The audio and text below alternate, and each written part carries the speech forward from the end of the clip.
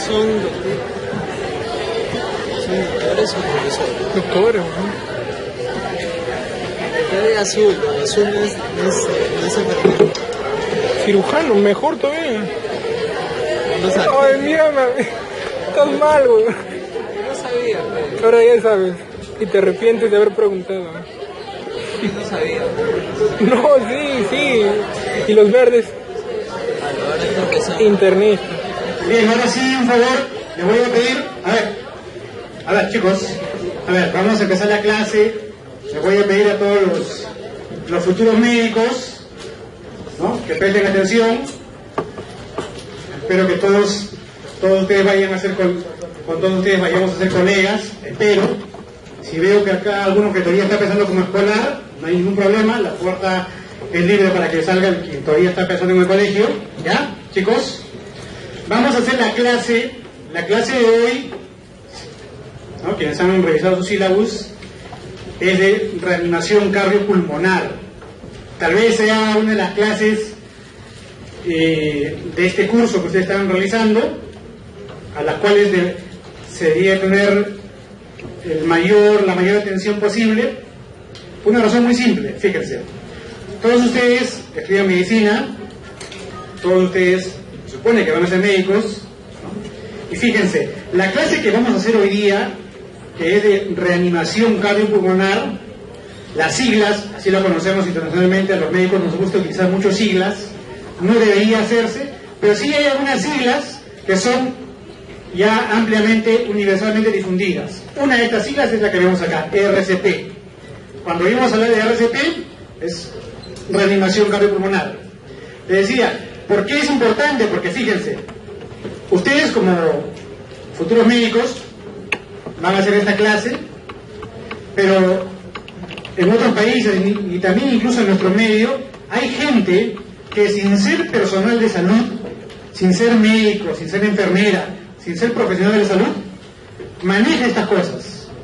En otros países es obligatorio para ser profesores de escuela, para trabajar en lugares públicos, por ejemplo. A ver chicos, si van a escuchar la clase, estamos acá, si no, estamos en otro lado, ¿ya?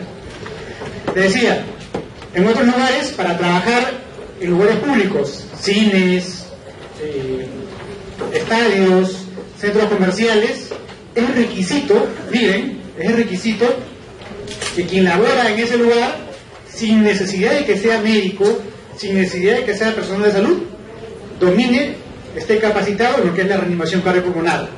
Nosotros vemos a veces las películas, ¿no?, a veces las noticias.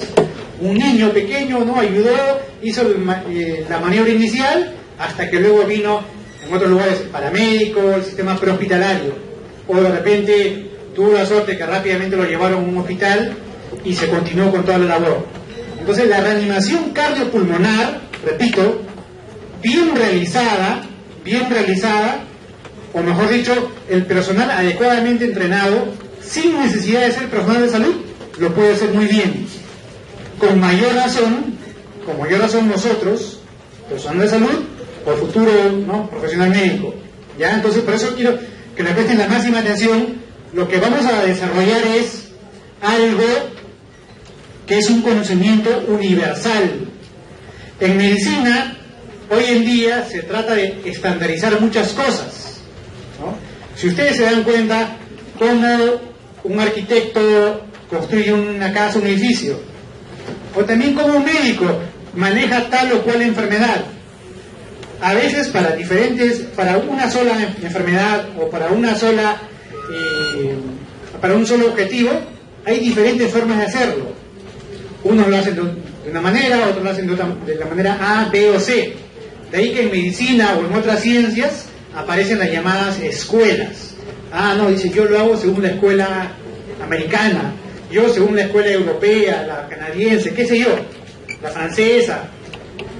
Pero hay algunos quehaceres, no solamente en medicina, de hecho también en otras profesiones, en las cuales el conocimiento se ha uniformizado de tal manera que lo que se hace acá, la manera como se reanima un paciente que está en paro cardíaco, acá en Lima, en Huancayo, en Puno, en Estados Unidos, en la China o donde fuere, tiene que ser siempre igual.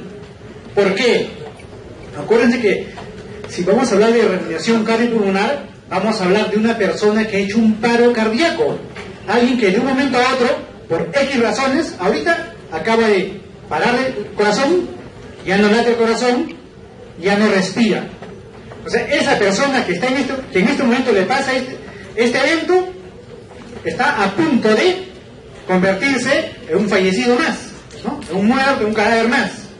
Entonces, la única o la última oportunidad que tiene va a depender de lo que hagamos nosotros. Y repito, incluso esta labor, el RCP básico, lo puede hacer hasta un personal debidamente entrenado sin necesidad de ser médico, sin necesidad de ser enfermera. Por eso, como yo son ustedes. De hecho, que en algún momento, de repente, qué sé yo, compañeros de colegio, o de repente alguien en casa, hermanos menores, va a ocurrir más de una oportunidad que nos van a hacer preguntas sobre esto, o de repente, como muchos de nosotros cuando éramos estudiantes, de repente nos decían, nos conocían, algún amigo, un familiar, me gustaría, si podías, por favor, dictar una charla en mi colegio, en mi centro de trabajo, porque se supone que ustedes dominan el tema, o deben de dominar el tema. Vamos a empezar que estamos arrancando de cero. Todavía poco el conocimiento que tengan, pero a partir de ahora están obligados a conocer el tema y a dominarlo, a dominar el tema, sea cual fuese la especialidad que vayan a hacer más adelante, porque se supone que los médicos estamos para salvar vidas, y hay cuestiones que todos debemos de saber independientemente de la especialidad que vayan a tener. Y repito una vez más, esto lo hace incluso personal que no es médico. Algunos hemos tenido oportunidad de intercambiar experiencias y viajar a otros lugares. Por ejemplo, les cuento, en Colombia, por ejemplo, pudimos ver que para ser profesor de escuela, profesor de colegio, los sistemas laborales son muy parecidos, como que hay gente que está contratada, hay gente que está nombrada, pero para que le renueven el contrato a un profesor de colegio es requisito que muestre su certificación, su acreditación de que ha aprobado los respectivos cursos de reanimación cardiopulmonar. ¿Por qué? Pasa algo con el niñito, ¿no? Un cuerpo extraño, se atora, qué sé yo, pasa un accidente, y hasta que llegue, ¿no?, la ambulancia, hasta que llegue el personal médico, puede pasar un tiempo valioso y de repente puede ser demasiado tarde. Entonces, repito, en otros lugares, mucha gente sin necesidad de ser profesional de salud domina el tema, como yo lo son ustedes. Entonces, haciendo esa pequeña introducción, vamos a hablar, repito, de lo que es la reanimación cardiopulmonar. Y desde ya les adelanto que nuestra clase se llama así, reanimación cardiopulmonar básica. ¿Por qué? Se entiende que si hay algo que es básico, hay algo que es un poquito más complejo, en este caso se llama así, avanzado. Existe la reanimación cardiopulmonar básica, que lo puede hacer cualquier persona sin necesidad de ser personal de salud, y existe la reanimación cardiopulmonar avanzada, en la cual sí es obligado que lo haga un personal de salud con un conocimiento y un entrenamiento un poquito mayor. Porque en la reanimación cardiopulmonar avanzada, si ustedes han visto las películas, cuando una persona hace paro, le ponen unas palas, ¿no?, en el pecho, ¿no?, un aparato que se llama desfibrilador, le hacen una descarga eléctrica. Eso es lo que se llama la reanimación cardiopulmonar avanzada. Hay que saber algunas cosas más. Hay que conocer lo que son las arritmias, hay que conocer una serie de conceptos y uso de fármacos, de medicamentos. Ustedes han visto, hasta en las películas se ven, no puede respirar, le ponen un tubo por la boca, entra por la boca y se va hacia la tráquea, un tubo endotraqueal. Eso no lo vamos a hablar todavía en este momento, eso lo van a hablar en otros cursos más adelante. Vamos a empezar ahora por lo que es la reanimación cardiopulmonar básica, el RCP básico. ¿Estamos de acuerdo? ¿Ya? Decía, la reanimación cardiopulmonar, como mucho del conocimiento médico, es algo que ha ido evolucionando en el tiempo. En el tiempo, fíjense, desde ya más de un siglo, prácticamente más de un siglo, se empezaron a hacer, por la parte de los médicos, algún tipo de maniobra para tratar de, entre comillas, revivir o evitar que muera una persona que está a punto de hacerlo. De repente en esto han contribuido mucho las guerras. En tiempos de las dos grandes guerras mundiales, ¿no?, obligaban a que traten de hacer todo lo posible por que no se muera, en este caso, un soldado, ¿no? Pero también han contribuido, por ejemplo, las grandes epidemias. En el mundo ustedes han habido, en Europa, en el siglo pasado, el siglo antepasado, grandes epidemias, polio, viruela, etcétera. Igual, ahí se ganó mucha experiencia en tratar de ver cómo se hacía para ayudar a estas personas. Posteriormente, ya han ido apareciendo lo que es las formas estandarizadas, uniformizadas, de aprender lo mismo y enseñar lo mismo, a que todos lo hagamos de la misma manera. Y aparecen los cursos. Por ejemplo, acá ven en la segunda, desde la primera, ven gente que está entrenando, en la última ya está con maniquíes, simula un tórax, un rostro de nariz, boca de una víctima, y se practica cómo hacer la maniobra, cómo hacer el masaje, cómo hacer la respiración o ventilación. Esas cositas las vamos a ir viendo más adelante. Pero repito, esto no viene de hace 5, 10 ni 20 años atrás, viene de prácticamente un siglo. Es un conocimiento que ha ido avanzando. Tal vez a partir de los años 1950 es que comenzó a uniformizarse mucho más y ya parecerse bastante a lo que actualmente se hace de manera científica, debidamente comprobada, debidamente demostrada.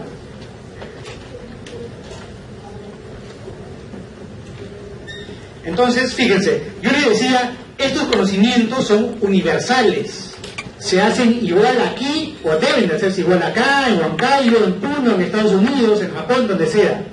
¿Por qué?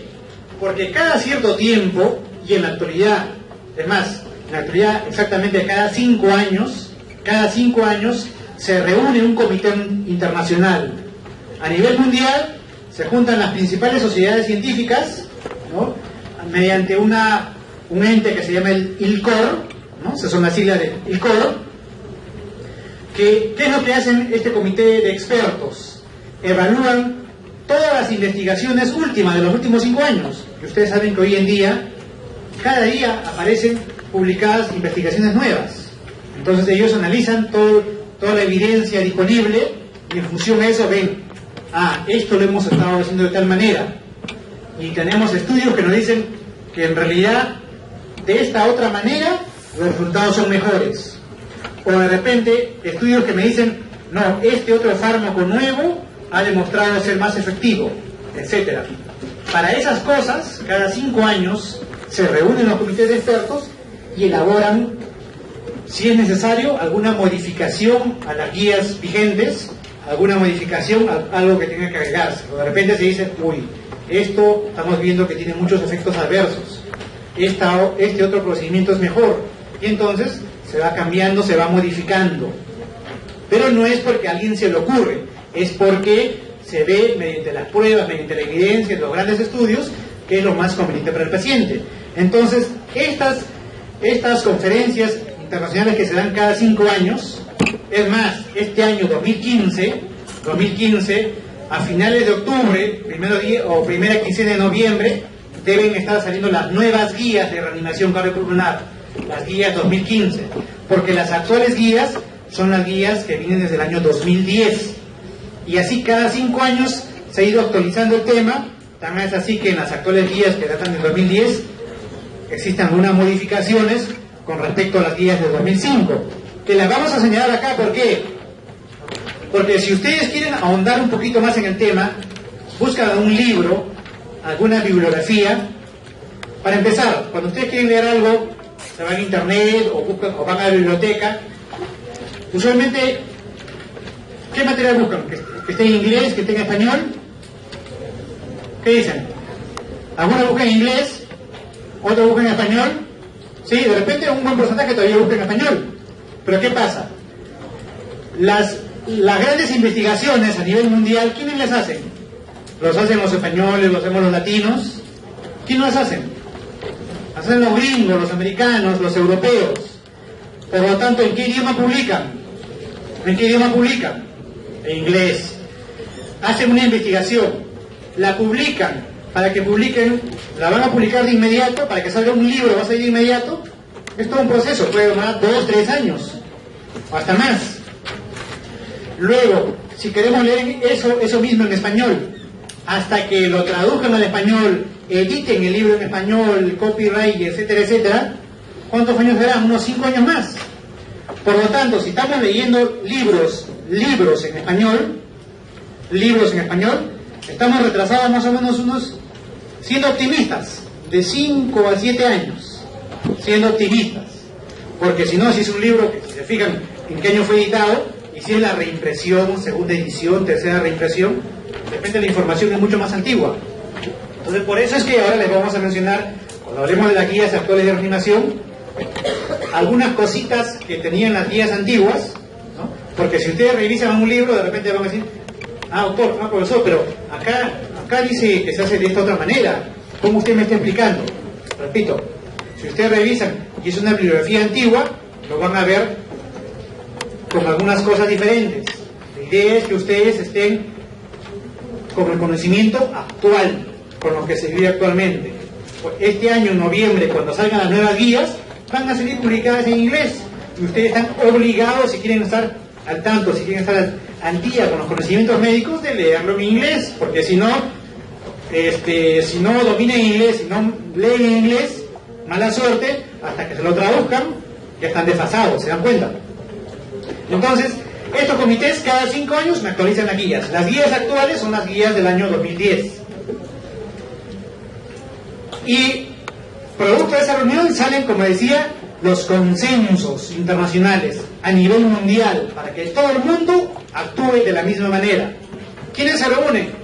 Grandes asociaciones como la Sociedad Europea de Cardiología y la Asociación Americana del Corazón, la American Heart Association, la Asociación Americana del Corazón.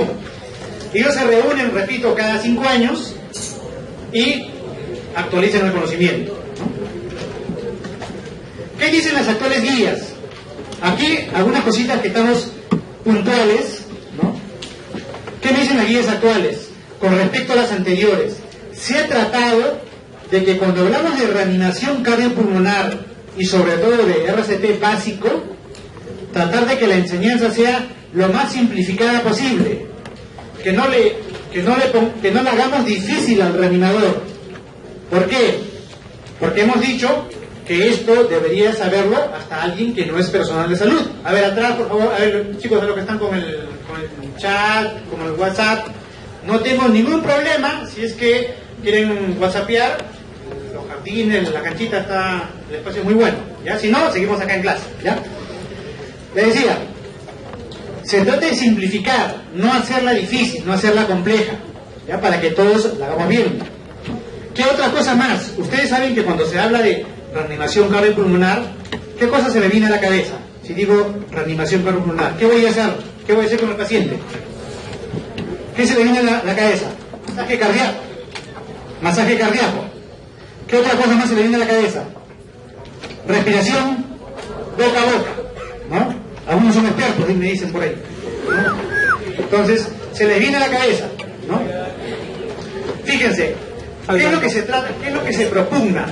De que mejoren, sean de buena calidad y en buen número mis compresiones, mi masaje cardíaco. ¿Qué más se propugna actualmente? Que si yo voy a hacer un RCP, tengo que estar concentrado en hacer mi maniobra de reanimación, porque ¿qué pasa? Si yo me distraigo en algún momento, a ver chicos, si yo me distraigo en algún momento, por un momento me distraigo, dejé de dar el masaje, estoy viendo a alguien por ahí que está chateando, alguien que está durmiendo, estoy viendo si duerme o no duerme, si tiene el ojo abierto o cerrado, pierdo el tiempo, dejo un ratito a mi paciente. Esos 3-4 segundos son sumamente valiosos y de eso puede depender si el paciente vive o no vive. Y otra cosa más, si ese paciente ha dejado de funcionar su corazón, no está respirando, ¿cómo estará en ese momento su cerebro? ¿Cómo estará su cerebro? Está padeciendo tremendamente.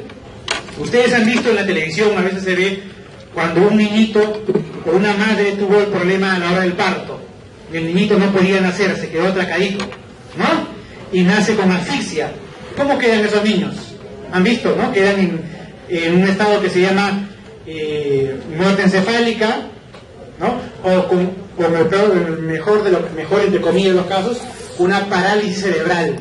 Esos niñitos que viven en silla de ruedas, flácidos, no tienen mayor desarrollo, ¿no? Psicomotor.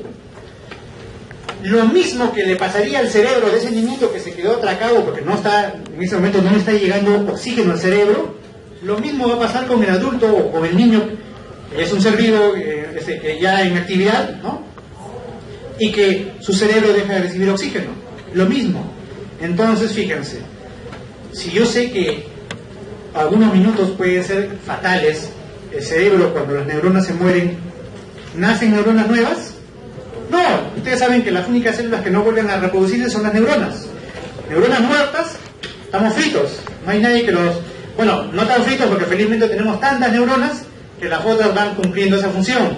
Pero si ya llega un número grande de neuronas destruidas, empiezan los problemas, ¿no? Entonces, fíjense, si yo quiero recuperar a ese paciente, yo quiero que se recupere el corazón, claro que sí. Quiero que vuelva a respirar, pero también quiero que vuelva a caminar, quiero que vuelva a hablar, a comunicarse, a producir intelectualmente, a ser independiente. No quiero rescatar a alguien que quede como una plantita, ¿no? Como una paciente en estado vegetativo. ¿Por qué? Porque esa persona ¿la va a pasar bien o no? Va a prolongar un padecimiento, una agonía, va a prolongar un padecimiento para él, incluso para su familia, puede ser una catástrofe para su familia. De repente era el jefe de la familia, todo el gasto, el impacto económico que implica, etcétera, etcétera. Por lo tanto, yo debo hacer las cosas bien, porque si voy a recuperar, mi objetivo es recuperar una persona que pueda seguir valiéndose por sí misma, porque si no, hemos hecho muy poco. Por eso es que, ¿qué me dicen las actuales guías? La enseñanza tiene que ser lo más simple posible para no aturdirnos, no complicarnos la vida. Hay que incrementar, sí, el número de masajes, el número de compresiones, y hay que hacer el mínimo de interfusiones. No me distraigo para nada. Un rato me distraigo, cogí esto, uy, qué bonito esto de acá. Dejé de darle masaje, tiempo valioso, neuronas que están muriendo. Ya, eso para empezar.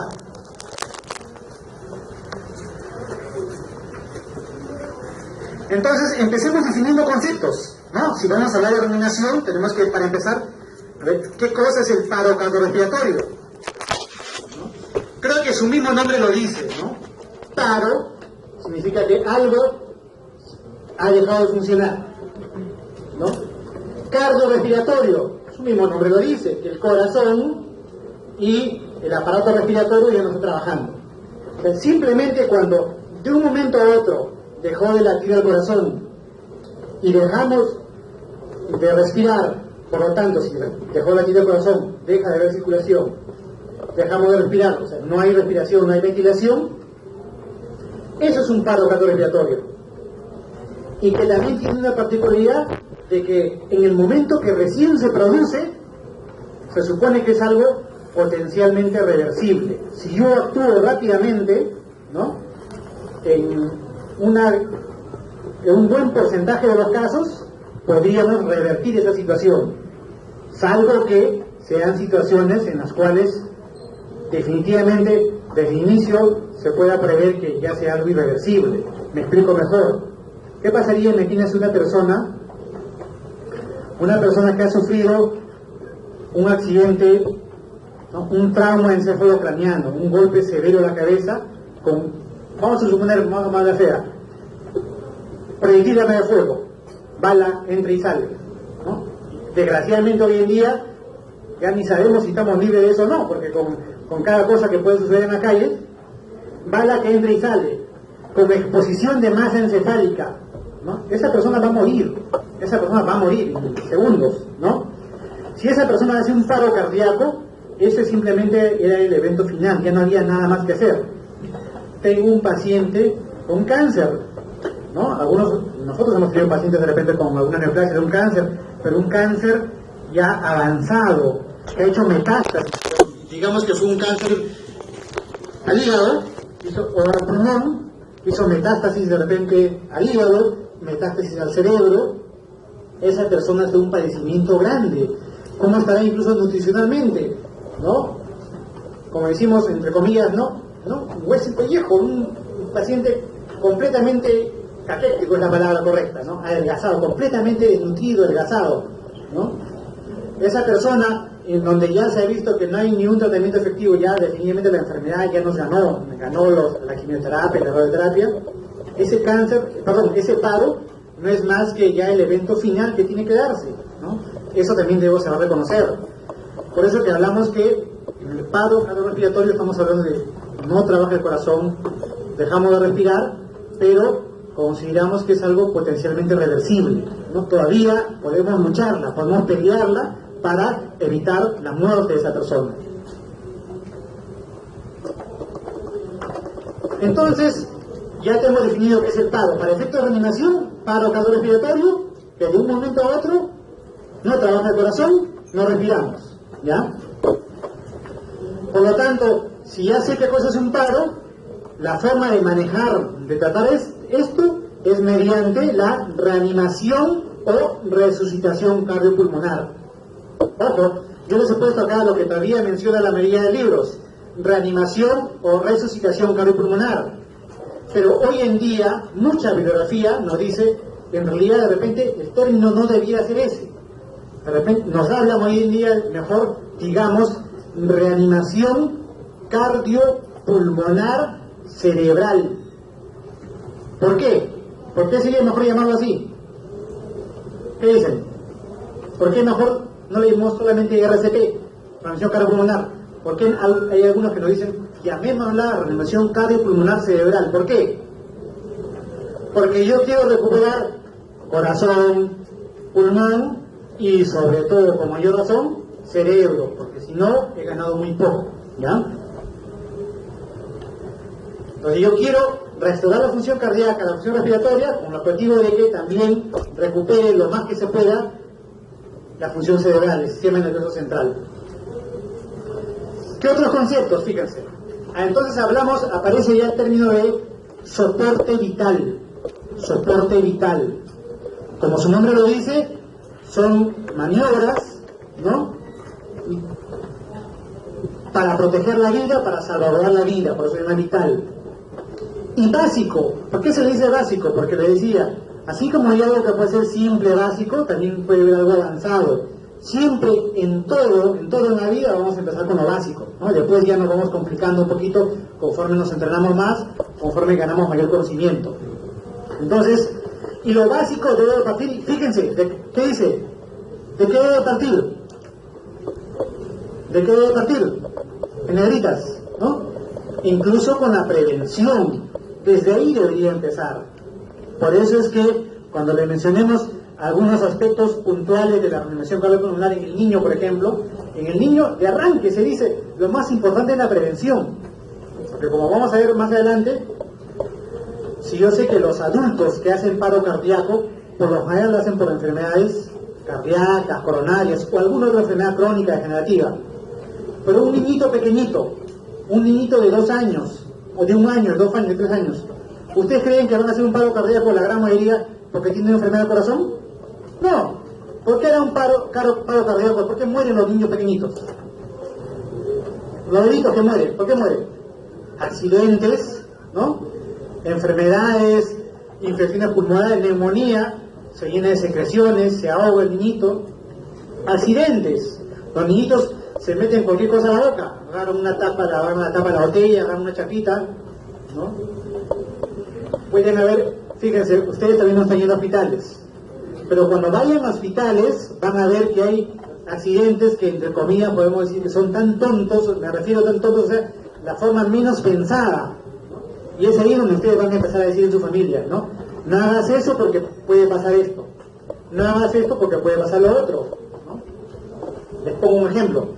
En una oportunidad vimos un niñito, 3 añitos, se pone a jugar con globos, esos globos que utilizamos para las fiestas infantiles, ¿no? El niñito se lleva el globo a la boca. ¿Qué hacen? Están chupando, están soplando, inflando, desinflando. ¿Qué pasó? El niñito se lleva el globo a la boca, chupa, aspira, con tan mala suerte que el globo se le va a la tráquea, eso lo ocurre en la casa. La mamá, ¿qué hace? La lleva a una farmacia que estaba por ahí cerca, una botica.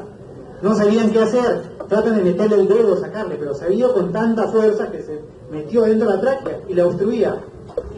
Nadie pudo hacer nada, lo llevan a un hospital que estaba 10 minutos más allá, niñito en paro, logran sacarlo del paro, pero igual ya había pasado un tiempo sumamente valioso, el niñito salió, ¿Para qué? Para agonizar unos días más, 3, 4 días más, igual falleció, ¿no?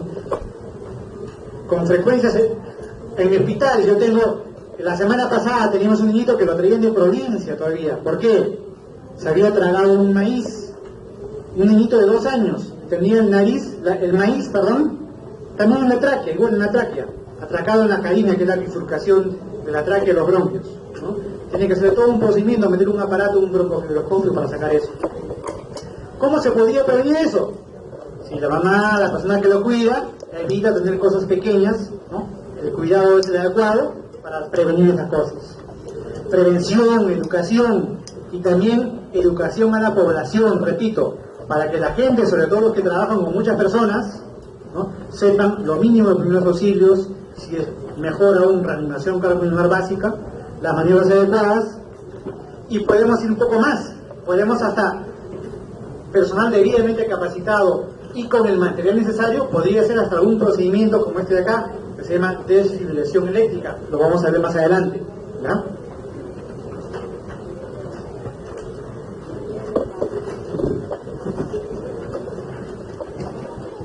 Entonces fíjense, algo les hablaba de los niños, pero también ya les adelanté algo de los adultos. Los adultos, ¿no? En los adultos sí, cuando existe un paro cardiorrespiratorio, a la cabeza están, sobre todo en los paros que se producen de un momento a otro. La persona estaba sana, pero ¿cómo es posible? Si ayer lo vi que estaba yéndose a trabajar, ayer lo vi que estaba jugando pelota, de pronto hoy día me dicen que se puso mal o de repente incluso hasta falleció. Cuando ocurre algo de un momento a otro, una persona aparentemente sana, a la cabeza están las enfermedades cardiovasculares en adultos. Fíjense, si nosotros vemos estadísticas a nivel Latinoamérica, no solo de Latinoamérica, sino a nivel mundial en realidad, la gente que hace un paro cardíaco, como dice ahí, extrahospitalario, ¿qué significa extrahospitalario? Fuera del hospital, ¿no? La gran mayoría, hasta el 98%, ¿no?, de los paros cardíacos son extrahospitalarios, son en la calle o en el domicilio. La gran mayoría de los paros cardíacos no son en el hospital. Ahora, cierto, cuando ustedes empiecen a ir a hospitales, la gran mayoría de pacientes que hacen paro los van a ver en los hospitales, como también lo veo yo. Si yo veo pacientes en paro cardíaco, la gran mayoría, de hecho, que los he visto en el hospital. ¿Por qué? Porque ahí van todas las personas que están enfermas y están en muy mal estado. Pero les digo con toda seguridad, la gran mayoría de los paros cardíacos no ocurren en el hospital. La gran mayoría ocurren en la calle, en la casa, donde fuera menos el hospital. Por lo tanto, si ocurre donde sea, ¿va a haber un médico para que atienda en ese momento? No. Un personal de salud con muchísima suerte, a no ser que seamos vecinos, ¿no?, el fallecido o el paciente en paro sea vecino de una clínica, de un médico, de un personal de salud. No va a ser lo frecuente, ¿ya? En Estados Unidos también, igual, la primera causa de muerte súbita, o sea, de una persona que de un momento a otro le pasa algo, incluso fallece, es la patología cardíaca o la cardiovascular.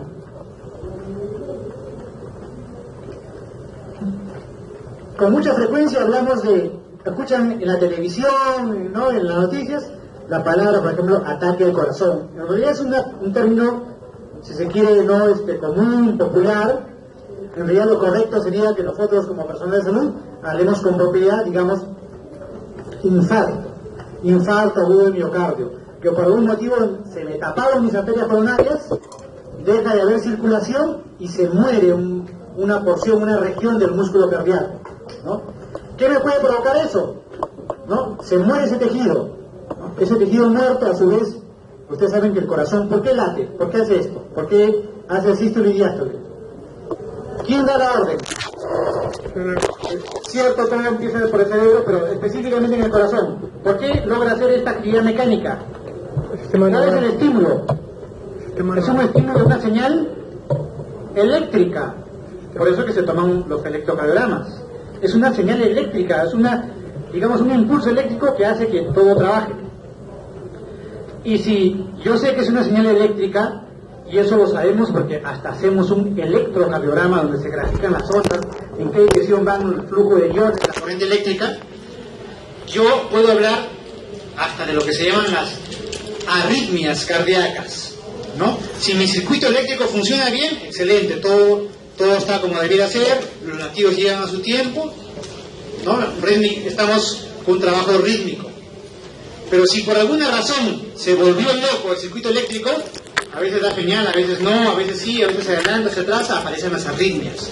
Y no vamos a entrar en más detalle, pero simplemente para decirle que dentro de las arritmias del corazón, la peor arritmia se llama así: fibrilación ventricular.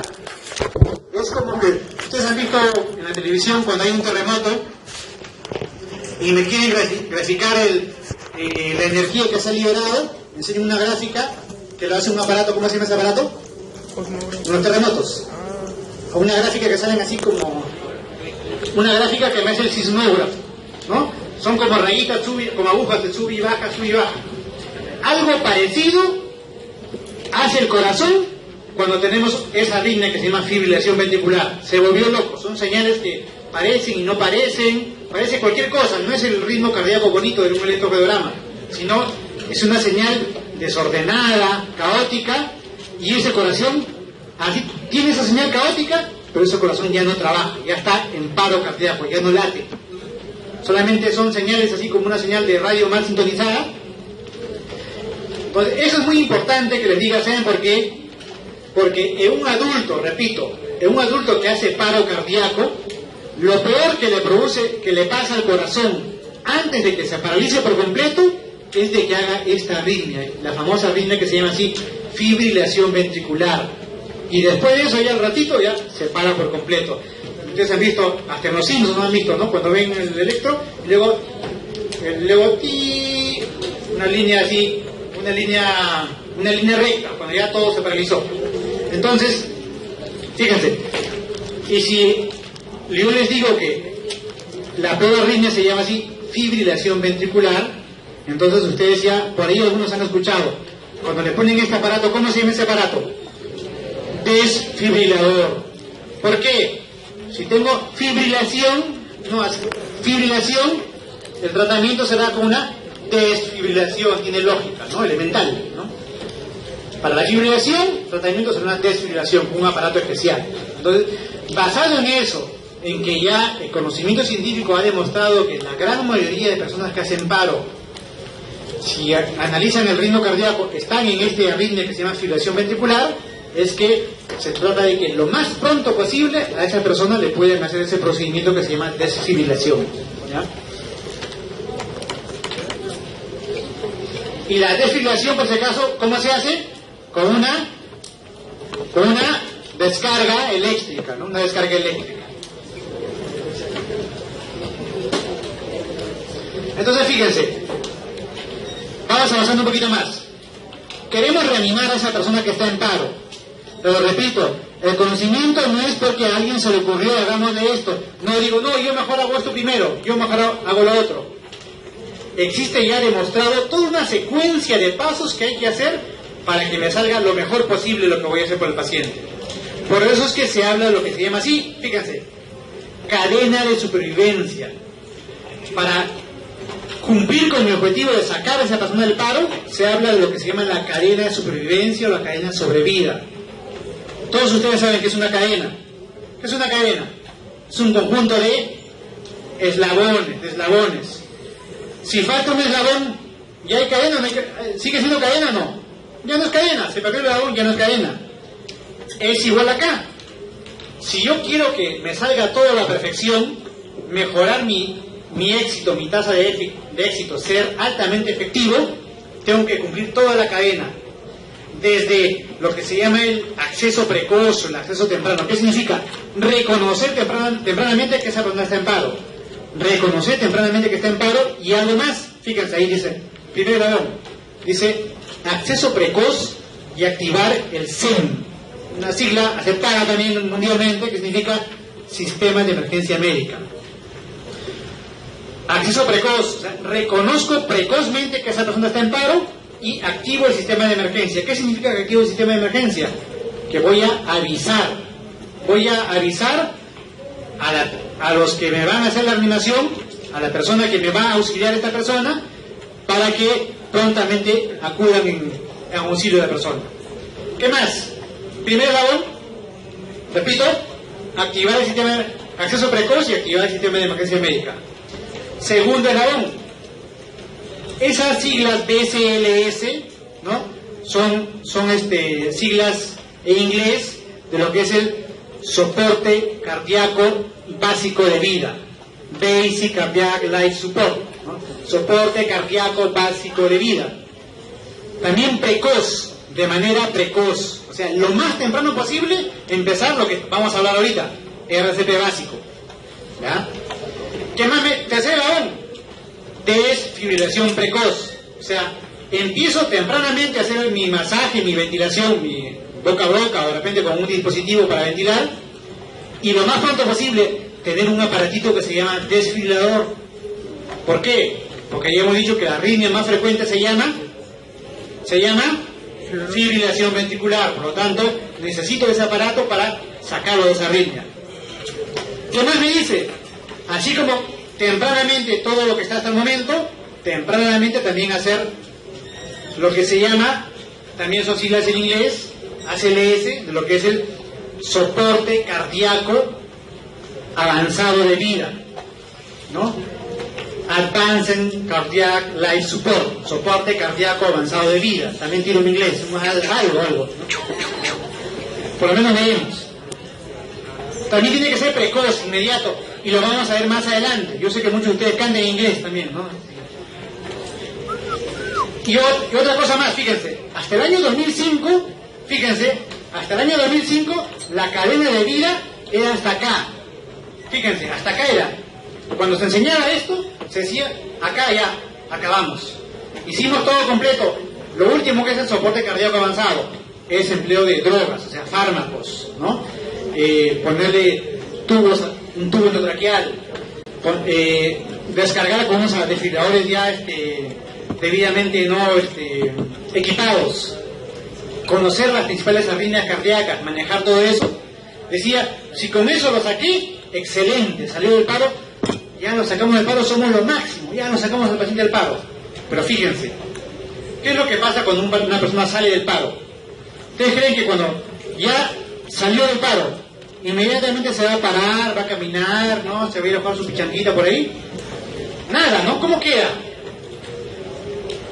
En muchos casos, de repente sí puede abrir los ojos, de repente, ¿no? Pero en la gran mayoría de las cosas va a quedar, como se dice, ¿no? Entre comillas, trapo ahí, ¿no? Va a quedar muy mal. De repente todavía va a estar en estado de shock, de repente su presión todavía va a estar por los suelos, o etcétera, etcétera, una serie de complicaciones. Por lo tanto, ahí no acabó todo. Si yo lo saqué del paro, es porque me estoy jugando el todo por el paciente, y los problemas que lo siga teniendo, tengo que seguir manejándolos. Porque si no, lo saqué, igual lo voy a dejar ahí dando pena, padeciendo, ese no es el objetivo. ¿Ya? Entonces, en la actualidad, ¿qué se dice? Después de hacer el soporte avanzado con todos mis instrumentales, fármacos, manejo invasivo, ahí no acaba todo, porque tengo que empezar en los cuidados post-paro cardíaco. Porque post-paro sigue grave mi paciente en la gran mayoría de los casos. Tiene que estar idealmente en una unidad de cuidados intensivos. Todo eso, sumado a todo eso, realizado toda esa secuencia, las posibilidades de sacar al paciente, devolverlo a la vida, tampoco van a ser del 100%. Por lo general están del orden 50, 60%. Dependerá de qué tan precozmente hayamos actuado. Adelante, adelante. Entonces le decía, en la cadena de vida, incluso podríamos hacer un poquito más, reconocer también cuando está la persona en riesgo, ¿no? Y le decía, cuando yo activo el sistema de emergencia médica, ¿qué significa? Que voy a llamar a alguien. ¿A quién llamaríamos en el Perú? Ocurre algo en la calle. ¿A quién vamos a llamar? En nuestro país, en nuestro país no existe como en otros países, un ratito chicos, desgraciadamente en nuestro país todavía no existe como en otros países un sistema prehospitalario así, 911, ¿no? Debidamente equipado como para que yo llame a una central telefónica y en 5 minutos, o menos de 5 minutos, aparece una unidad médica, ¿no? En nuestro país todavía esa labor lo siguen haciendo los bomberos con muy buena voluntad, pero todavía con las limitaciones de que son insuficientes, personal insuficiente, etcétera, ¿no? Entonces, lo único que nos queda, hasta por lo pronto, si ocurriese en la calle, llamar a bomberos. ¿Cuál es el número de bomberos? ¿No? El de los gringos lo decía es el 911, ¿no? 911 es de los gringos. Pero como en Perú hacemos todo al revés, no es 911, sino 116, ¿no? 116. ¿Ya? ¿Qué otra cosa más? A ver, hablaba de RCP precoz. Significa que la gran mayoría de personas en nuestra sociedad debería ser. De manera que mi objetivo sea que hasta el testigo, el que estuvo cerca de lo que ocurrió, pueda empezar una reanimación. Desgraciadamente todavía estamos lejos, porque mucha gente... ¿Qué hace la gente en la calle cuando alguien hace un paro? Alguien se desmayó, se desplomó acá. ¿Qué hace la gente? ¿Qué hace? Agarran, dicen... denle aire. Me están ayudando y todavía dicen, denle aire y todos se han amontonado ahí. ¿Lo están ayudando? Nada. Y con esto no nos ayudan nada, ¿no? Entonces, la cosa es que sepamos hacer las cosas. Qué huevo. A ver, chicos, tranquilos. La cosa es que sepamos hacer las cosas, pero bien. Y cuanto mayor cantidad de personas lo sepan, mejor. Desviación precoz, yo le dije por qué. Porque la arritmia se llama fibrilación y lo más pronto posible tener ese aparatito para hacer el procedimiento. Soporte vital avanzado, le decía por qué. Porque esa persona, con lo que le estoy dando, no es suficiente. Con el masaje, con el boca a boca, no va a ser suficiente. Tendré que ponerle aparatos, intubarlo, ponerle fármacos y luego los cuidados posteriores si es que tuvimos éxito, ¿no? Fíjense, en el niño, acá les pongo el dato de los niños, ¿no? ¿Por qué? Porque, a ver, fíjense, voy a retroceder. Miren esta cadena sobrevida, miren la cadena sobrevida acá. Regresamos a la del adulto, miren, fíjense los pasos, los eslabones de la cadena del adulto. Y ahora me van a decir qué diferencia hay en el niño. Vamos a ver, miren, los eslabones de la cadena sobrevida en el adulto, ahora veamos en el niño. ¿Cuál es la gran diferencia? ¿Cuál es la gran diferencia? Que arranca con la prevención. Porque, repito, la gran mayoría de los niños no debieran morirse, ¿no? Que un niño se muera es porque le dio una enfermedad tan fea, de esas que no son frecuentes, ¿no? O porque nos descuidamos, ¿no? Los papás o la persona que lo cuida se cayó, se accidentó, se tragó algo, o se tragó algo tan insignificante que igual no lo atoró, pero sí le produjo una infección, etcétera, etcétera. Entonces empieza con la prevención. Miren, por ejemplo, en otros lugares, ¿no? ¿Cómo le enseñan a la población para tratar de hacerle lo más sencillo la explicación? Le dicen, miren, en todos los lugares del mundo utilizamos, acá en Estados Unidos, donde sea, utilizamos papel higiénico, ¿no? ¿Qué le enseñan a las mamás? Agarran, vamos a suponer que esto sea un rollo de papel higiénico, ¿no? Agarran el rollo de papel higiénico y el tubo de cartón, ¿no? Tiene más o menos este diámetro, ¿no? ¿Qué le dicen a las mamás? Si usted tiene niños pequeños, ¿no? Cualquier cosa que esté al lado del niño y que entre por el cartón del papel higiénico, debe apartarlo. El niño no tiene por qué tener nada que entre por ahí por el papel higiénico. ¿Por qué? Eso va a entrar a la boca, ¿sí o no? ¿No? Por lo tanto, el Lego, el Playgon, ¿no? Los gringos, para los niños pequeñitos, ¿no?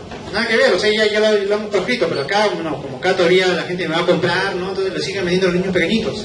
No debía ser así, ¿no? Porque desde ahí ya estamos reparando en si es que hay o no hay prevención.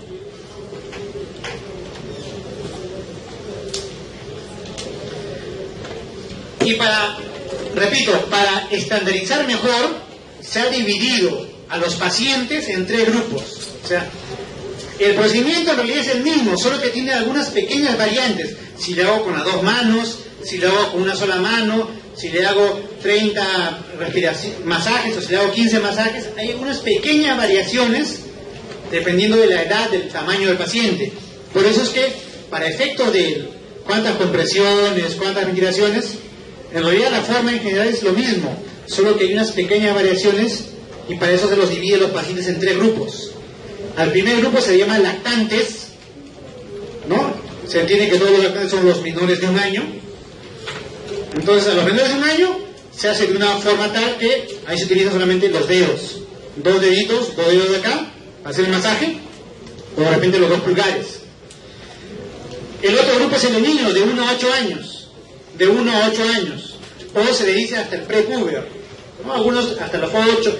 No les voy a estar preguntando a la mamá, pero díganme exactamente cuántos años tiene para saber si la hago de esta forma o de la otra, ¿no? Al ojo por ciento, ¿no? Es un prepuber, ¿no? Entonces, ¿por qué? Porque yo sé al cálculo que no le voy a meter al masaje, no le voy a meter la misma fuerza que un adulto, ¿sí o no? Un niño pequeñito ya no lo haré con las 2 manos, lo haré con una sola, ¿no? O la bocanada de aire no va a ser la misma que para un adulto. Sin embargo, cuando ya son prepubres o incluso a partir de 8 años, prácticamente actuamos igual que en un adulto. ¿Estamos? ¿No? Eso para simplificar, estandarizar los procesos. Son 3 grandes grupos de pacientes sobre los cuales se va a proceder de una manera u otra. Le decía, ¿qué es importantísimo? Fíjense, ¿no? Les había dicho que la arritmia, ¿cómo se llama la arritmia esta que nos da a los adultos antes de hacer un paro? Fibrilación ventricular. El manejo es con una desfibrilación. Fíjense, ¿qué se ha visto? En el mejor de los casos, lamentablemente nuestro país no va a ser el mejor ejemplo del mejor de los casos, porque ¿llegará en 5 minutos una ambulancia a la casa? Nada, ¿no? Para que entre la llamada nomás, por lo menos 5 minutos, para que entre la llamada, porque ocupado, no contestan, ¿no? Luego, hasta que salga la ambulancia, el tráfico de Lima, ¿no? O donde estemos, tráfico donde sea, están rompiendo pistas por un sitio, rompiendo pistas por otro lado. Desgraciadamente, hay países que sí nos llevan una gran ventaja, hay lugares donde en 5 minutos ya está en la casa, y si es en el hospital, no debería ser más de 3 minutos, ojo. Si bien es cierto, en el hospital todo el mundo debe saber RCP básico, pero no es igual si el paro le ocurrió a un paciente que de repente estaba en un área, que de repente era un área de hospitalización, o de repente un área donde de repente van los pacientes para que le pongan alguna vacuna, inyectable, donde no necesariamente hay todo el equipo sofisticado, ¿no? O de repente era cuando estaba en rayos X, o en tomografía, o en laboratorio, ¿no? Entonces, son los tiempos ideales, no debería pasar más de 3 minutos para que se haya empezado a hacer todo el almacenamiento correcto si en el hospital, o no debería de haber pasado más de 5 minutos si estamos en la calle. Desgraciadamente nosotros en el Perú estamos muy lejos de esos tiempos. Y lo que sí es cierto, fíjense, esa curva de arriba, ese gráfico de arriba, ¿qué me señala ese gráfico? Me dice que conforme pasan los minutos, la posibilidad de éxito de que lo saque el paciente del paro disminuye. ¿Qué tanto disminuye? Fíjense. Por cada minuto que nos demoramos en empezar a reanimar, ¿sí? Por cada minuto que yo me demoro en iniciar la reanimación, vamos a poner una persona hace un paro, acá. Hubo un testigo, no sabía qué hacer, salió corriendo a avisar, a llamar a alguien, por ahí se aparece alguien, ¿no? Pues no encontraba, sale a la esquina, sale a la puerta, yo no sé qué hacer, hay que buscar a alguien.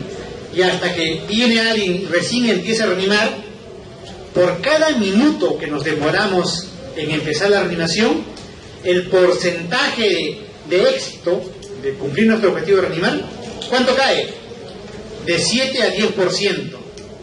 Por cada minuto, el porcentaje, la posibilidad de sacarlo de ese paciente, cae de 7 a 10%. Por lo tanto, en 10 minutos, prácticamente son casi nulas nuestras posibilidades de éxito, ¿no? Es más, si sale, lo más seguro que lo que va a hacer es una persona en estado vegetativo, en muerte cerebral.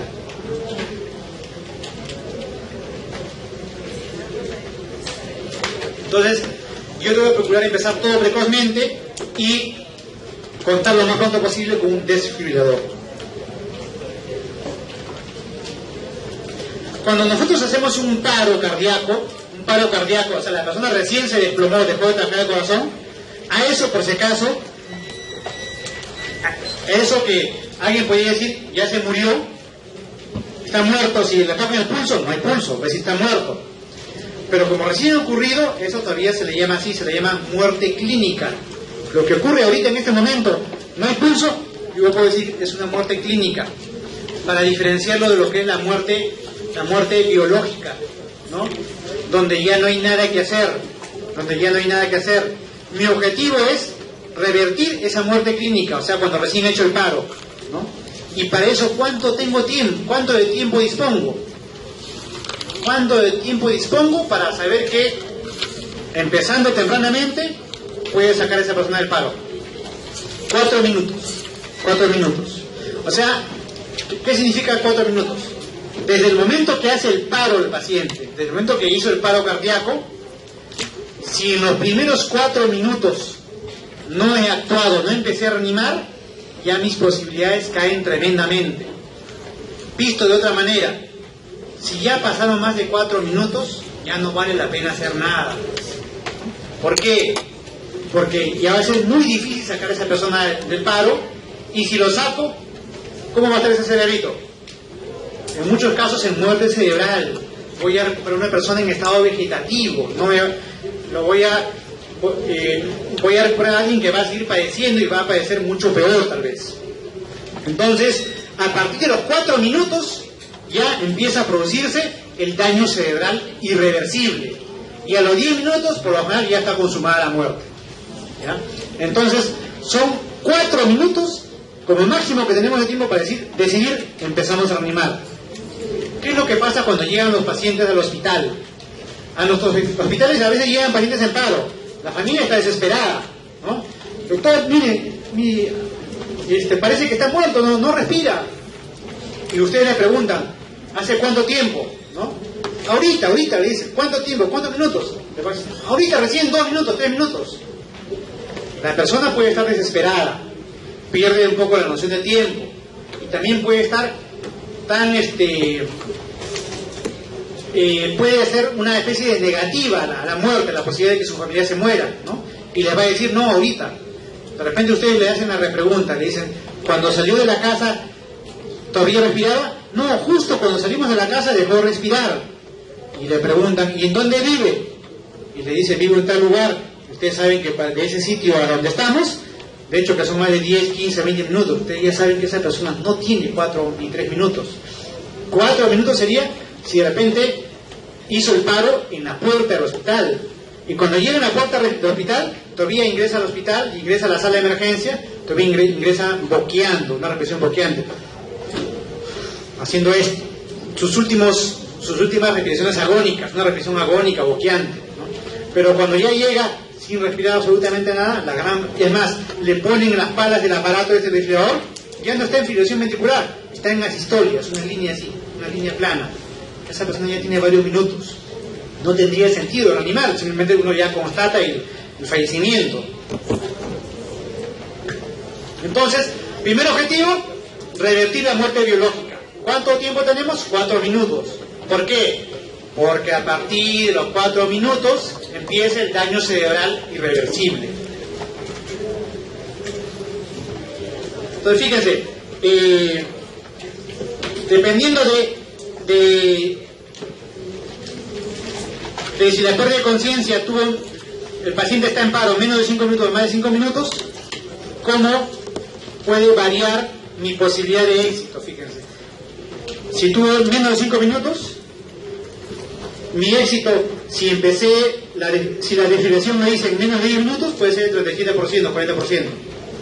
Pero si la desfibrilación también fue tardía, posibilidad de éxito, 7%. Peor aún, me demoré más de 5 minutos en empezar y mi desfibrilación demoró más de 10 minutos, prácticamente llega a 0 la posibilidad de sacar a ese paciente. Acá tenemos otra cifra, fíjense. A ver, vamos a leer conmigo este párrafo.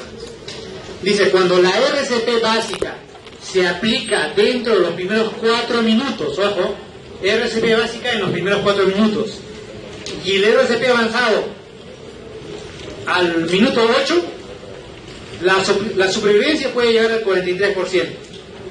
¿Ya? Eso siendo optimistas. Vamos a suponer que también fue tempranamente, en menos de 4 minutos de RCP básico, pero se retrasó mi RCP avanzado, digamos que 16 minutos, 15 minutos, 16 minutos. ¿Hasta cuánto llega el éxito? 10%.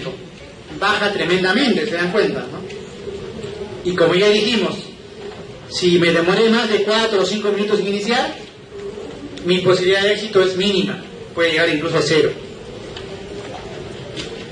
Nuevamente, ¿qué vamos a hacer en el RCP básico? Todos los cuidados, todas las acciones, ¿para qué? Para que ese corazón vuelva a respirar, pero usualmente es lo inicial, hasta que me va a llegar el soporte cardíaco avanzado.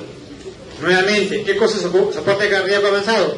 Lo mismo, reanimación de ese corazón, ese aparato ventilatorio, pero en el cual voy a, además del masaje, además de la respiración, voy a emplear un aparato que se llama desfibrilador, voy a utilizar fármacos, medicamentos, voy a poner un tubo endotraqueal, voy a tener un coche de paro debidamente implementado y personal especializado. Ahí sí necesita ser personal médico y debidamente capacitado. Entonces, nuevamente, así quedó mi cadena de sobrevida en el adulto: reconocimiento de lo que ha ocurrido y activación del sistema de emergencia, el RCP básico precoz, la desfibrilación también de manera temprana, el soporte avanzado significa todo esto más fármacos, desfibriladores, aparatos de monitoreo, tubo endotraqueal. Y si con esto saqué a mi paciente de paro, ahí no acabó todo. Vienen los cuidados post-paro cardíaco, con una unidad de cuidados intensivos, con todos los monitores necesarios. Como les decía, las guías antiguas me decían solamente 4 eslabones, ahí se quedaba todo. Hoy en día me hablan hasta de los cuidados post-paro, ¿no? Si yo hablo de... Siempre nos gusta a los médicos, nos gustan las mnemotecnias, ¿no? Alguna sigla, algo para recordar, ¿no? Si ustedes revisan bibliografía que sea de 2005 o antes, van a decir que les van a hablar del famoso ABC, o mejor dicho, del ABCD de la animación. Porque A de vía aérea significa que tenían que ponerlo al paciente en una posición adecuada, luego evalúan la respiración, luego evalúan la circulación, luego, si es necesario, hay que desfibrilar. Entonces, ¿qué es lo que pasaba cuando hacíamos esto? Ojo, un ratito.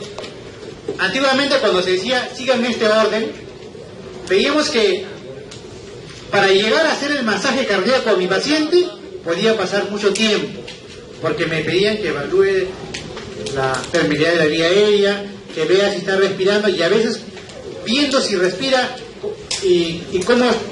escuchando, sintiendo la exhalación, a veces me demoraba tanto. Es más, incluso hasta nosotros, personal de salud, a veces estamos, si quiero ver si respiro o no mi paciente, digo, a mí me parece que sí respira, un poquito, creo que sí, el otro dice, no está respirando, y a mí me parece que sí, el otro sigue en lo mismo. Si nosotros a veces estamos así, ¿cómo será el personal que no es personal de salud? Con mayor razón. O cuando estamos acá, ¿tiene pulso? No, yo creo que sí tiene un pulsito chiquito, de repente resulta que es nuestro propio pulso, ¿no? De nuestro propio dedo, ¿no? Yo creo que sí, no, acá sí le siento, no, yo sí, yo no. Si nosotros a veces estamos así, ¿cómo serán los reanimadores que no son personas de salud? Por eso es que esto se ha simplificado, y vamos a ver más adelante de qué manera se ha simplificado.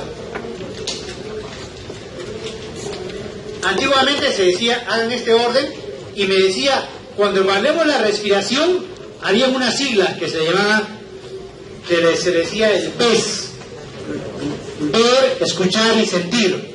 O sea, acerca tu oído, mira, o sea, ver, acerca tu oído, escuchas y sientes que sale el aire, y sientes si está saliendo, está empujando el aire, ¿no? Está respirando o no. En eso se ha visto que se perdía mucho tiempo. Hoy en día se hace más simplificado, lo vamos a ver cómo, ¿no? Hoy en día, la mnemotecnia de una vez diagnosticado el paro, ¿qué hacer? Es con esta sigla, CABD. Vamos a explicar qué significa eso más adelante, ¿ya? Antiguamente se decía, ¿no? Hagan esto. Ver, escuchar y sentir. Acérquense para ver si está respirando o no. Bueno, algunos no se han enterado y lo siguen haciendo, ¿no? No, espero que no sea el caso de ninguno de ustedes, ¿no? Repito, las guías son universales, ¿no? Este año saldrán las nuevas las guías actuales son de 2010, ¿no? Tienen versiones americanas, la versión europea, una pequeña variante, pequeñísima, ¿no? Pero en realidad en esencia es lo mismo, ¿ya? Todo está debidamente publicado, repito, toda la bibliografía actual siempre va a estar en idioma inglés, hasta que lo traduzcan, puede pasar un tiempo, acostúmbrense siempre a leer bibliografía actualizada, ¿no? En un idioma, bueno, universal de lo que es la investigación, que es el inglés, ¿no? Entonces vamos a centrarnos ahora sí de lleno en lo que es el RCP básico. Todavía no vamos a ver RCP avanzado, ¿no? En otros cursos más adelante, con más conociendo ya cosas de electrocardiografía, de fisiología, de fisiopatología, se les enseñará el RCP avanzado. Por lo pronto vamos a ir con el RCP básico. Y como yo le decía, el RCP básico ha sido diseñado para que lo haga incluso gente que no es personal de salud. Por eso es que para uniformizar, a ver chicos, para uniformizar nuestro trabajo, hacerlo mejor por el paciente, aparecen los llamados algoritmos. ¿Qué cosa es un algoritmo? Es básicamente una especie de fluxograma de cómo voy a actuar, qué es lo que hay que hacer. Y si se fijan en el título de esta diapositiva, ¿qué dice? Algoritmo de RCP básico para no proveedores de salud. A los no proveedores de salud también se le llaman legos, o sea, que no tienen conocimiento del tema. ¿Qué significa? Que esto lo puede hacer cualquier persona que no sea personal de salud, un profesor, un obrero, un deportista, pero debidamente capacitado, ¿no? ¿Repito por qué? Porque la idea es que la mayor cantidad de gente posible en la sociedad sepa hacer esto para ayudar más a la gente. ¿Por qué? Ya hemos dicho que el 98% de los paros, ¿dónde ocurren? ¿Dónde ocurren? En el extrahospitalario, ¿no? En la calle, en la casa, en el mercado, donde fuera. Entonces, fíjense, hay dos grandes algoritmos para el RCP básico. Como yo sé que hay gente que no es personal de salud, no le puedo exigir tanto como un personal de salud, para ellos he hecho este algoritmo un poquito más simple, no tanto en realidad, pero un poquito más simple que el algoritmo que debemos saber para nosotros. Fíjense, ¿cómo se hace? Hoy en día, ¿cómo hago mi diagnóstico de paro cardíaco? Arranco solamente con esto, fíjense. 3 cosas me interesan. Primero, o para empezar, 2 cosas. Me interesa saber si el paciente está consciente o no. ¿Está consciente o está inconsciente? Y me interesa saber si respira o no respira. Voy a arrancar con 2 preguntas, repito.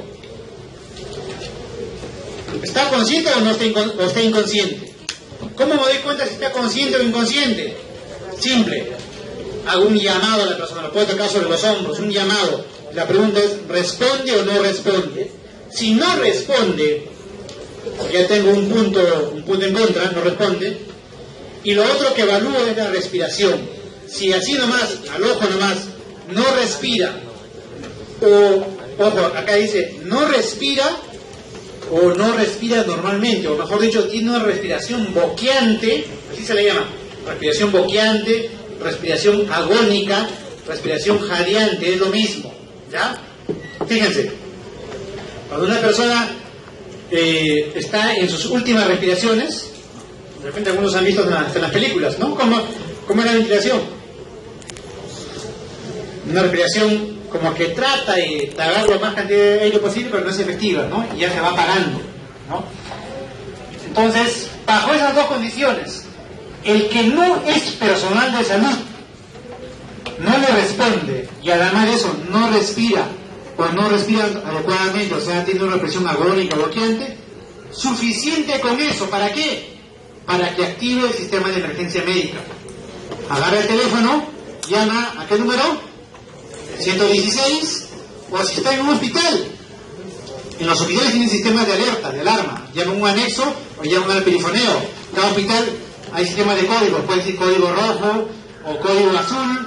O tienen, algunos dicen, ponen algún nombre de un doctor fulano de tal, doctor X, ¿no? Ya saben la gente que está escuchando, el personal que tiene el coche de paro, el equipo de reanimación, ya saben que hay un paciente en paro y a dónde tiene que ir. ¿Sí? Código rojo en rayos X. El personal que va a hacer reanimar va corriendo a rayos X. ¿Por qué no dicen paro cardíaco en rayos X? Porque van a alarmar a todo el mundo, ¿no? A todos los visitantes, a todos los familiares, y van los curiosos y no se puede trabajar, ¿se dan cuenta? Entonces, ¿qué se hace? Si no es personal de salud, no responde y no respira, suficiente con eso y activo el sistema de emergencia médica. ¿Cómo hago? Hago una llamada. Todos tenemos celulares, todos tenemos teléfono a la mano, ¿no? Llamo a él 116. ¿Qué digo? Pregunto, ¿no? Bomberos, sí, aló, sí, bomberos. Un favor, necesito que me ayuden. Tengo una persona que se ha desmayado, parece que está en paro. ¿No? No respira, no tiene pulso y estoy en tal lugar. Doy la dirección exacta. Porque ¿qué pasa si digo, señor, ayúdenme, socorro, auxilio, tengo una persona que está en paro? Plan polvo. Nadie venía a ayudarme, ¿no? Entonces, ¿qué datos tendré que dar? El lugar exacto, alguna referencia. ¿No? Estoy en la avenida Corregidor, punto, cuelgo. Nada ayudado, ¿no? O muy poco. Es más, se recomienda que la persona que llame no sea la que cuelgue el teléfono. ¿Por qué? Porque el otro, el que está recibiendo la llamada, como ya es un experto, está entrenado en recibir ese tipo de llamadas, él es el que va a dirigir la conversación. Ya recibí la alerta y él le va a preguntar además, ¿no? Y es una sola persona, son varias, de repente le preguntará algo más. ¿Sabe usted qué pasó? No sé qué pasó. O de repente me dice que sí, lo atropelló. Hay una víctima, más víctimas, le hará alguna pregunta, las necesarias, ¿no? Tampoco le va a preguntar toda su vida, ¿no? Si se vacunó, no se vacunó, etcétera, etcétera. Pero, repito, ¿qué es lo que ha pasado? ¿No? Persona que parece que está en paro, y por favor, incluso digo, traigan un desfibrilador porque parece que está en paro. Con eso ya he dicho bastante. Ya los que están del otro lado de la línea me preguntarán algo más y por ahí algo se me está escapando. ¿Ya? Entonces, preguntaré, ya tendrán la información exacta. Y solamente con eso, ojo, solamente con eso, el que no es personal de salud ya está autorizado a iniciar el masaje cardíaco y la respiración, el RCP. Fíjense, repito otra vez, el que no es personal de salud, pregunta, no responde, no respira. Con eso, activa el sistema de emergencia médica e inicia el RCP. Y de ahí va a empezar a dar masajes y ventilaciones. La ventilación puede ser una respiración boca a boca, pero también puede ser con un dispositivo de barrera. En los hospitales no hacemos respiración boca a boca porque tenemos un aparatito, una mascarilla, una máscara, y por ahí lo colocamos en la nariz y boca del paciente y con una bolsa resucitadora, un nombre comercial es Ambú, pero no es que el aparato se llame Ambú, y con eso se va a ventilar al paciente, ¿ya? Pero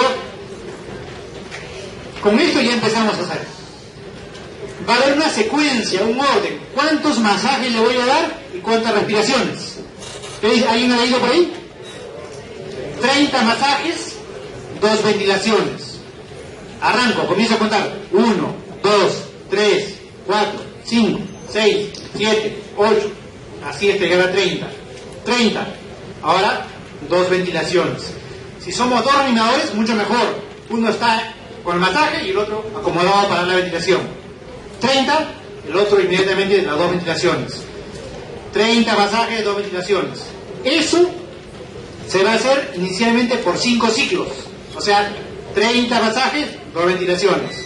Otra vez, 30 masajes, 2 ventilaciones. Otra vez, 30 masajes, 2 ventilaciones. Inicialmente 5 veces, 5 ciclos, 5 rondas. 5 rondas. ¿Por qué? Acabar las 5 rondas, que por la velocidad en que hago el masaje, eso me toma 2 minutos. Acabados los 2 minutos, ¿qué hago?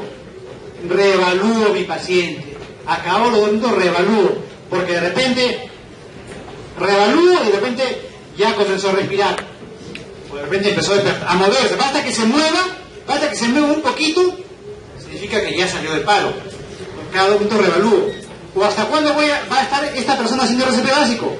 O también se dice hasta que llegue la ayuda especializada, hasta que lleguen los que van a hacer el RCP avanzado.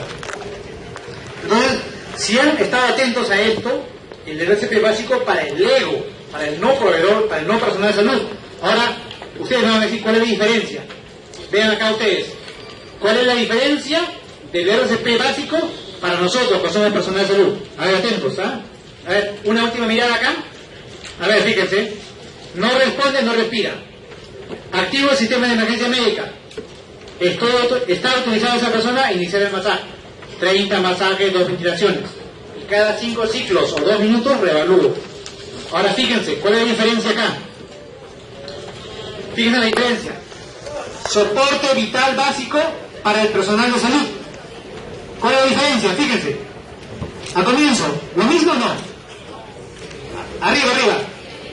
No responde o no respira, solo jalea lo que es lo mismo, es lo mismo. Ya, ¿con eso qué hacemos? Activamos el sistema de emergencia médica. ¿Hasta ahí es lo mismo? Es lo mismo. Activo el sistema de emergencia médica, llamo a 116. Pido que me traigan un desfibrilador. Doy todos los datos que necesito dar. ¿Qué sigue ahora? ¿Qué dice? Chequea el pulso. ¿Igual? ¿Ha cambiado algo? ¿Qué ha cambiado? ¿Qué significa? Que nosotros, que somos personal de salud, sí estamos obligados a ver si hay pulso o no hay pulso. ¿Ya? Repito, ¿por qué se ha simplificado de esta manera? Porque a veces hasta nosotros estamos en la duda. Uy, parece que sí, parece que hay un pulsito chiquito. Con mayor razón es el personal que no es personal de salud. Por lo tanto, se ha visto que ese tiempo es valiosísimo. Si están ahí viendo, parece, no le saco la raíz cuadrada, será, no será. Entonces, pero en todo caso, si está latiendo, su latido es de tan mala calidad que mucho más le va a ayudar a arrancar el masaje. Por eso es que el que no es personal de salud está autorizado a empezar el masaje. Nosotros sí. Pulso. ¿Qué pulso? Carotidio. ¿Por cuánto tiempo? 5 a 10 segundos.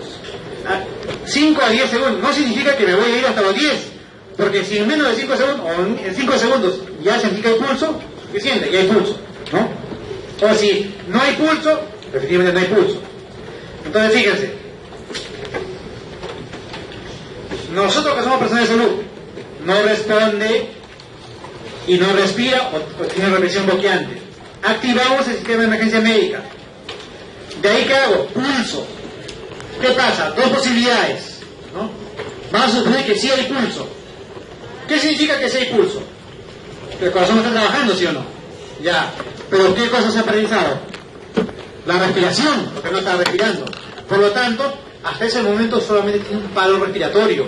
Está en apnea, tiene un paro respiratorio. Por lo tanto, ¿cómo le ayudaré? Si está en paro respiratorio, ¿cómo podré ayudarlo? ¿Qué dicen? Por lógica. Dándole respiraciones, solamente le daré respiraciones. No le voy a dar masaje porque su corazón trabaja. Entonces, solamente ventilaciones. ¿Ya? Pero si no hay pulso, definitivamente ya tengo mi diagnóstico, ¿no? No respira y no tiene pulso. ¿Qué le voy a dar? Masaje cardíaco y ventilación. Por eso viene la C. La C significa, ¿no? Cardíaca, compresión cardíaca. Después de que he dado mis 30 compresiones, alineo un poco la vía aérea, la A es de vía aérea, ¿no? Y luego viene la B de breathing, respiración, y voy a dar mis ventilaciones, 30 masajes, 2 ventilaciones. ¿Hasta cuándo voy a estar? Perdón. Eso inicialmente. ¿Y qué pasa si me llegan a traer un equipo que se llama así, desfibrilador automático externo o desfibrilador externo automático? Se coloca ese equipo, vamos a ver cómo se hace esto más adelante, y el aparato me va a decir, me va a indicar si hay que descargarlo o no hay que descargarlo. Eso es todo para el RCP básico. Pero yo sé que cada 2 minutos de masaje tengo que reevaluar para saber si ya recuperó o no recuperó el pulso. Y si ya recuperó el pulso, ver si ya recuperó también la respiración. Porque ¿qué pasa si recuperó el pulso pero todavía no respira? Solamente le haré respiraciones, ¿se dan cuenta? Y si luego ya eso, y si además se mueve, basta que se mueva, esa persona ya salió del paro. Entonces vamos a ver toda la secuencia, fíjense. Empezamos para tener en cuenta que no solamente me interesan los pasos que voy a hacer, sino también si una persona hizo un paro, habrá que saber por qué hizo el paro. Fue por una descarga eléctrica, fue porque le cayó, hubo un derrumbe. Hoy que estamos con estos sucesos muy lamentables, lo que está pasando en nuestro país, no solamente en nuestro país, en países vecinos, gente que por las avalanchas, los huaicos, los faludes, ¿no?, está muriendo. Yo tengo que saber si esa persona de repente hizo un evento porque por un trauma le cayó una roca, una piedra. Por lo tanto, si yo voy a asistir, tengo que también ver por mi seguridad. Esa persona está tirada en el piso, no es que de frente voy a ayudarla, primero tengo que asegurar la escena, ver que no haya ningún riesgo para mí, cable eléctrico, sustancias peligrosas, a una viga que está a punto de caerse. Como decimos nosotros en emergencia o en rescate, el rescatador nunca debe ser rescatado, ¿no? Si no, ¿quién nos rescata a nosotros? Veo que la escena está segura, ¿qué hago? Verifico. ¿Qué dijimos que verifico?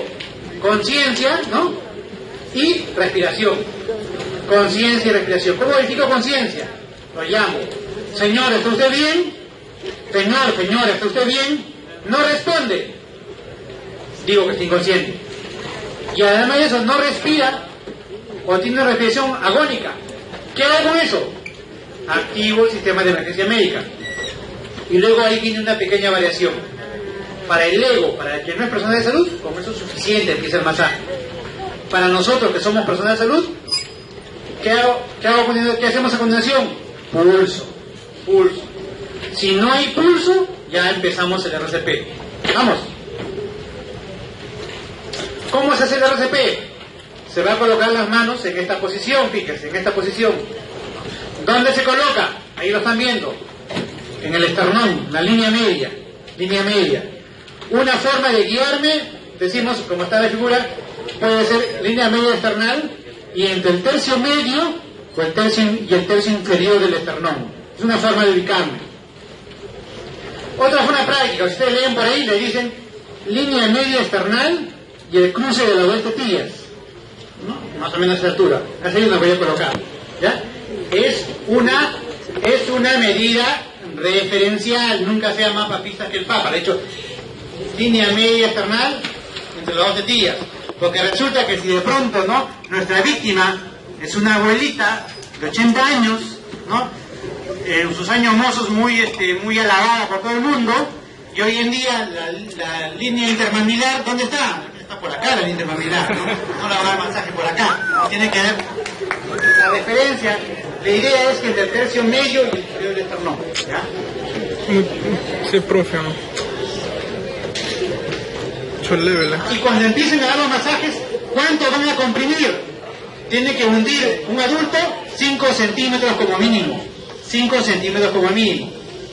Hemos dicho que la relación entre compresiones e interacciones es 30 masajes, 2 ventilaciones. Pero acá dice otra cosa, fíjense. Dice a una velocidad de 100 compresiones por minuto. Acá no nos estamos contradiciendo. Lo que estoy diciendo es que la relación es 30 masajes, 2 ventilaciones, pero la velocidad, cuando voy a qué ritmo voy, es a una velocidad de 100 por minuto como mínimo. O sea, menos de un segundo, ¿no? Entre masaje y masaje, menos de un segundo. ¿Cómo se hace eso? Específicamente lo vamos a ver ya en el taller, el día que les toque la clase práctica, con los maniquíes. Por lo pronto ya saben que 30 masajes, 2 ventilaciones. ¿Qué más? Cada 2 minutos revalúo.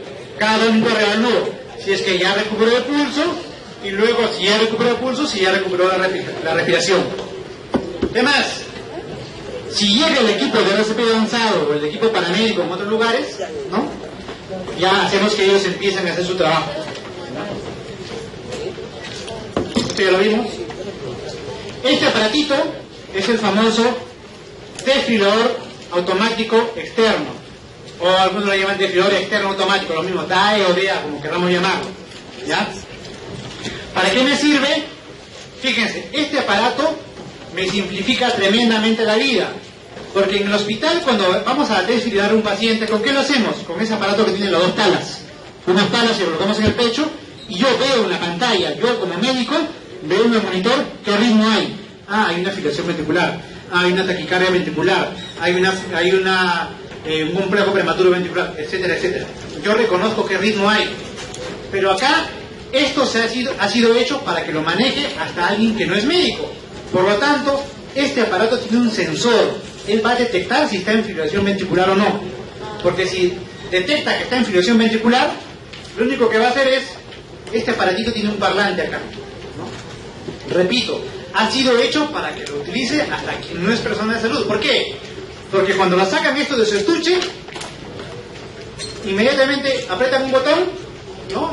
Botón verde, ¿no? Y van a escuchar una voz ahí, que le va a decir, ¿no? Coloque los parches en el pecho, en el tórax del paciente. Y ahí todavía incluso está una figurita donde tienen que pegar eso. Luego le dice, retírese, estamos analizando el ritmo. Le va a seguir, escuchen esa grabación, retírese analizando el ritmo. Luego le va a decir, ritmo desfibrilable, significa que ha detectado que es un ritmo natural hay que desfibrilar. ¿Ya? Le dice, aléjese, vamos a desfibrilar. Si va a desfibrilar, apriete el botón, depende del aparato, si es un botón rojo o verde, depende del fabricante.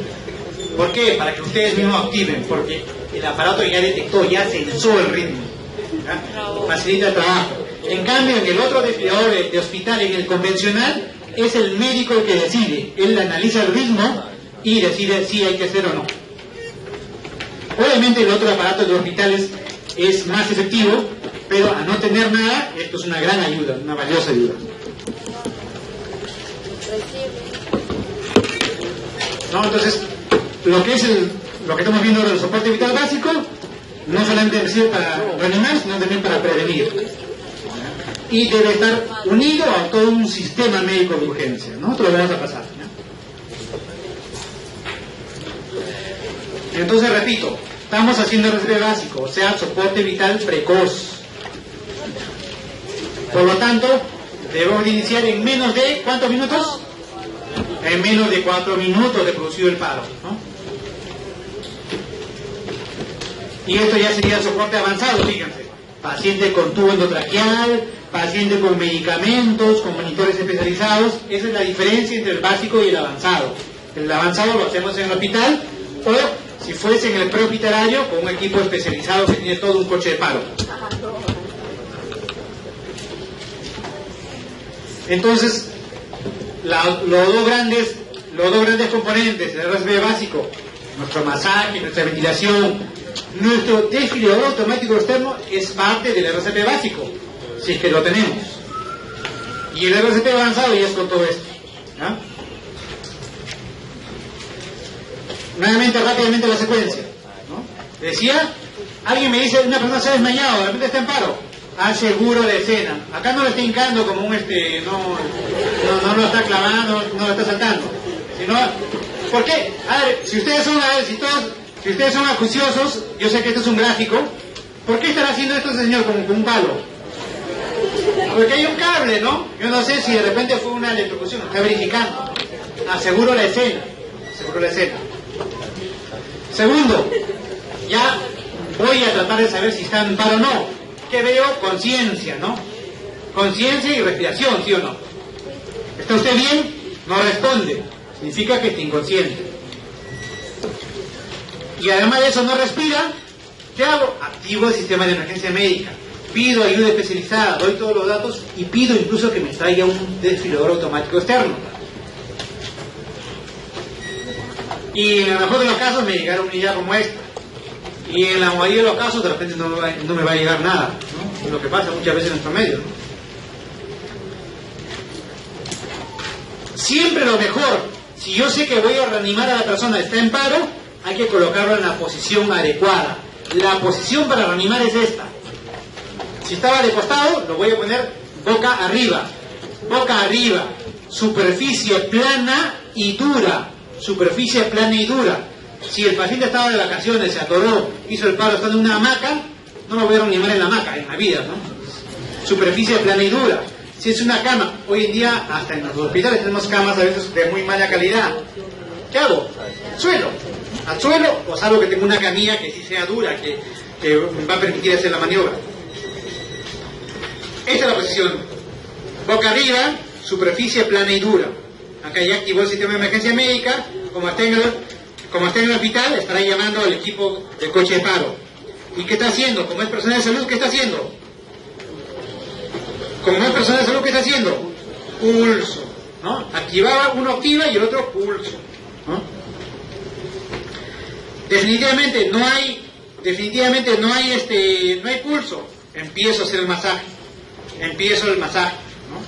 O sea, he constatado, no hay pulso carotidio. No hay, voy a empezar a hacer masaje. Repito, el que no es personal de salud, suficiente con que el paciente no responda y además eso no respire. Nosotros que somos personal de salud, sí hay que ver el pulso. No hay pulso, empiezo a hacer masajes. 30 masajes inicialmente y luego van a venir 2 ventilaciones. La velocidad de los masajes es así, a un ritmo de 100 por minuto, la velocidad, no 100 por minuto. ¿No? Ya saben el lugar donde voy a colocar, la forma en que van a colocarlas, donde van a ubicar, ¿no? Una referencia le decía línea intermaminal con línea media external, ¿no? Masaje, acabó los 30 masajes, el otro va a dar las 2 ventilaciones. No es que en simultáneo, por si acaso. Esa es la flecha. Primero esto y luego el otro. Posición de los brazos, fíjense. Completamente recto. Completamente perpendicular. Ustedes ven las películas, ustedes ven las series en la televisión, ¿no? Ahí se van a dar cuenta que lo que es película es película, pues lo que es programa humorístico es programa humorístico. Van a ver cómo doblan los codos, cómo doblan las muñecas. No se dobla para nada, el brazo completamente extendido. Y si de repente ojo, y tiene que estar en esta posición, fíjense, perpendicular, de manera que todo mi brazo extendido. Porque ¿qué pasa si la camilla, a mí por ejemplo una camilla, ¿no?, de las habituales me va a quedar muy alta para mí, pues, ¿no? ¿Qué haré? ¿No? Pondré pues una banquita de repente, ¿no? Una banquita, no los peldaños de los hospitales. Al revés, ¿no? Alguien que es demasiado alto, ¿no? Tendrá que de repente agacharse un poco, ponerse en una posición tal, ¿no?, que me permita ubicarme de esta manera. Esta persona no alcanzaba, sube una banquita, ahora sí está mejor ubicado, ¿se dan cuenta? Te paso mi horario, man. Los hombros verticales. Te paso. ¿Cuánto se va a deprimir? 5 centímetros, que es lo mismo que 2 pulgadas, ¿no? Nuevamente, nunca se va a separar la muñeca de la mano del tórax del paciente. Se hunde sí, luego se deja que recupere la posición, pero sin separar la mano del tórax del paciente. 30 compresiones, 2 ventilaciones, ¿no? Terminé mis 30 compresiones, 2 ventilaciones. Para hacer la ventilación, rápidamente, ¿qué hago? Hago esto de acá, que se llama la maniobra frente-mentón. ¿Qué significa frente-mentón? Una mano en la frente, la otra en el mentón, lo pongo así, una posición neutra, mirando hacia arriba. ¿Para qué se hace esto? Para que la vía aérea esté alineada, para que la lengua no esté obstruyendo. La lengua, si no, se va hacia atrás y obstruye la tráquea. Esto con un maniquí, lo mismo, ¿no? Otra forma de prevención de vía aérea es elevando la mandíbula. Eso lo vamos a ver en la práctica. ¿Ya? Lo que se llama la maniobra de tracción mandibular. Y luego se hacen las 2 ventilaciones, que pueden ser ventilaciones boca a boca. En el hospital no hacemos respiración boca a boca. ¿Por qué? Porque tenemos mascarillas. Colocamos una mascarilla y con eso hacemos. ¿Y qué pasa si estamos en la calle? ¿Qué dicen? ¿Estamos obligados de todas maneras siempre a hacer respiración boca a boca? Por si acaso no estamos obligados a hacer respiración boca a boca. ¿Por qué? Ojo, depende mucho en qué circunstancias estemos. Hoy en día, desgraciadamente, uno no conoce a la persona, uno no puede saber si tiene una enfermedad potencialmente infecto-contagiosa. Pero si de repente yo tengo un familiar o una persona que conozco, yo sé que es una persona sana, no tiene una enfermedad infecto-contagiosa, yo podría hacerle perfectamente una respiración boca a boca. O si es un niñito, por ejemplo un niñito, no voy a estar pensando en que tenga X enfermedades contagiosas, ¿no? Podemos hacerlo, ¿no? Pero igual, si quiero me reservo, ¿no? Y por razón, si veo signos de que posiblemente, ¿no?, descuido, desaseo, que me pueden decir, no, de repente hay una enfermedad infecto-contagiosa, En ese caso podía, o si quiero coloco un pequeño pañuelo, o si no, simplemente le hago solo masajes. A ver chicos, ¿ya vamos a acabar? Repito, no estoy obligado, pero si decido hacerlo, lo tengo que hacer de la manera correcta. Este es el aparatito ¿no? Le decía el DAE, ¿no? Tengo mi secuencia, 30 masajes, 2 ventilaciones, ¿no? Nuevamente acá, cuando voy a ventilar, maniobra frente, esta es la maniobra frente mentón.